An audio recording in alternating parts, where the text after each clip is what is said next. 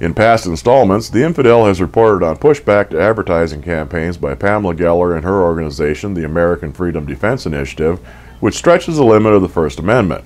In February, we reported on some unknown person or group who had been applying large cutouts of Marvel's Islamic superhero Kamala Khan to cover Geller's ads. Last October, we told you about a different placard campaign in which Geller wanted to display images of the beheaded journalist James Foley, despite criticism of the campaign by Foley's parents.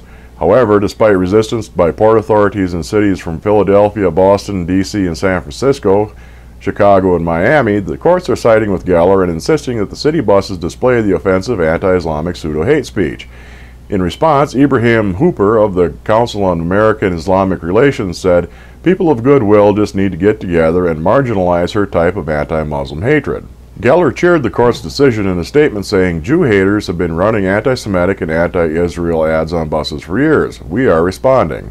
She offered no specific examples in defense of her assertion.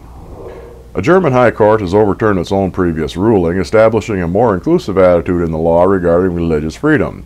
A suit brought by a pair of Muslim teachers in the state of North Rhine-Westphalia was heard by a constitutional court. The state had ordered the teachers no longer wear headscarves as it violated a law meant to prevent disharmonious existence in the schools.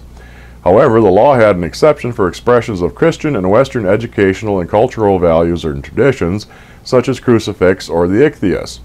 In their new decision, the court ruled that this represented a privileging of Christian iconography over that of other beliefs, and that unless the scarves or other such religious accoutrements signify a concrete danger, then banning them represents an assault on the individual's personal identity. In its previous ruling, the court had determined that schools could ban headscarves if the state had a law allowing it, which prompted several German states to write such legislation. The current ruling, however, does not represent a blanket immunity for headscarf wearers, as the concrete danger language could be seen as a loophole.